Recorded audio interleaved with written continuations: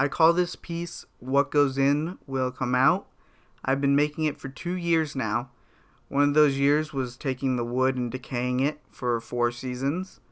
It's all motion censored, and what it is a prop box for Halloween where the lid moves up and down and it can play audio like scary noises or scary music out of it.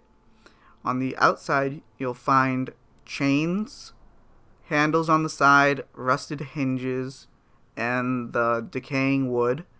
On the inside, you'll see a spotlight that is also motion censored with 2 red bulbs, an AC to DC power converter, a toggle switch to determine what speed the lid will move up and down, a windshield wiper motor that powers the cam, a cam follower that moves the lid up and down, speakers, an iPad, but you can use any audio device that you want, and 4 3-pronged outlets, 3 of which are required, 1 for the speakers, 1 for the AC to DC power converter, and 1 for the lights inside.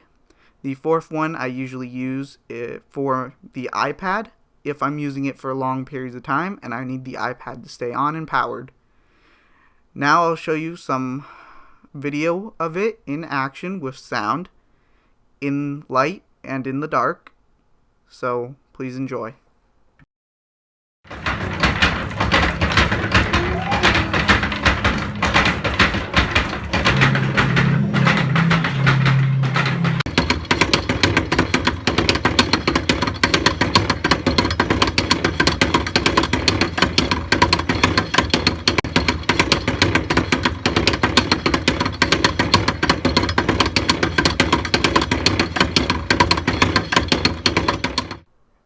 These were some of the key processes in making this box. This picture shows the skeleton and how it was designed. This picture shows how we placed the boards on the skeleton and how we used almost unseeable, very fine, thin, small nails to place them on the skeleton itself, as well as the chains that are intertwined with that little latch that I had to bend the metal myself. This picture is of the cam and the cam follower and the story design that took us 3 prototypes to make. This next picture is of the lights and how they're mounted on the back of the box.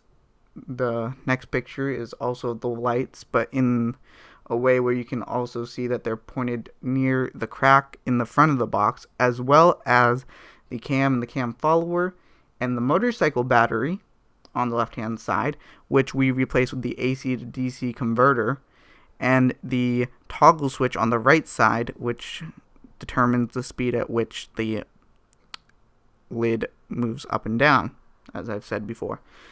This last picture is of the box on Halloween night. I got great feedback from some of the trick-or-treaters, some of who were adults, some of who were kids. A lot of the adults said they were too scared to come up to the front porch because they didn't know what was making the box move, and they didn't like the sounds coming from the box because they were frightened by it.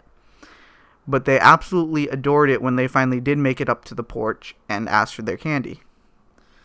The only thing I was unable to do at the time of Halloween was have the motion sensing implemented, so I just had it running continuously. Now, I did notice a couple flaws when that was the case. I noticed that the cam became a little loose after a couple hours of it jiggling and moving all around, but it's definitely fixable, and if I had more time, I would definitely fix it. Thank you for taking your time to watch this video. Have a great day.